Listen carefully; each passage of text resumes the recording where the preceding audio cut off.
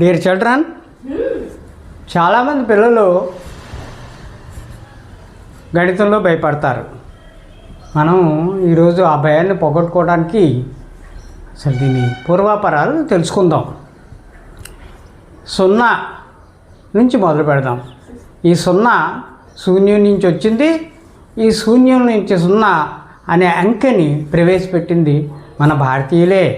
అది మనకు గర్వకారణం. ఆర్యభట్ట అనే ఆయన ఈ 0ని ప్రపంచానికి పరిచయం చేశారు. అలాగే 0 నుంచి 9 అంకెలు, దశాంశ స్థానము అనగా డెసిమల్ సిస్టము, ఇవన్నీ కూడా మన భారతీయ వారసత్వ సంపద. ఈ సంపదని మనం నెమ్మదిగా కోల్పోతున్నాం. ఇంకో విషయం, క్రీస్తుపూర్వం 800 సంవత్సరంలోనే బోధాయన మహర్షి పైథాగరస్ సిద్ధాంతాన్ని సూక్తీకరించారు. ఆయన స్వల్ప సూత్రాలను రాశారు. స్వల్ప సూత్రాల్లో ఇవన్నీ ఇచ్చేశారు. ఇంకొక ఆయన ఉన్నారు భాస్కరాచార్య.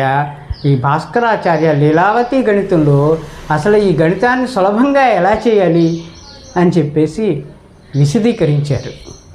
ఆధునిక కాలంలో మనం చెప్పుకోదగ్గవైన శ్రీ భారతీ కృష్ణ తీర్థ స్వామి, ఈయన శంకరాచార్య, ఈ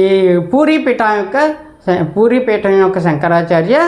ఈయన ఏం చేశారంటే ఈ వేద గణితాన్ని సులభమైన పద్ధతుల్లో ఎలాగ మన పాఠ్యాంశాల్లో మనం దాన్ని అవలంబించాలి అన్న విషయం చెప్పారు. ఇప్పుడు మరి ఈనాడు పరిస్థితి ఏంటి? పిల్లలు భయపడిపోతున్నారు లెక్కలంటే. ఈ భయపడిపోవడం వలన ఒత్తిడి పెరిగిపోతుంది.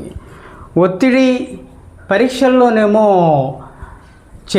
లెక్కలు చేయలేకపోవడం, ఒత్తిడి పొందడం, తర్వాత టెన్షను, ఆందోళన, ఆత్మవిశ్వాసం కోల్పోవడం, ఇవన్నీ కూడా ఎందువలన వచ్చినాయి?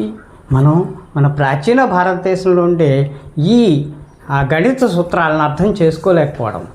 మన ప్రయత్నం ఏంటంటే ఈ గణిత సూత్రాలని మనకి ఉన్న ఈ సిలబస్లో, మన పాఠ్యాంశాలలో వాటిని మేళవించి ఎలా ఈజీగా మనం లెక్కలు చేయగలము అన్నది మనం ఈరోజు ఈ వీడియోల్లో, ఈ ఛానల్లో చూస్తూ ఉందాం.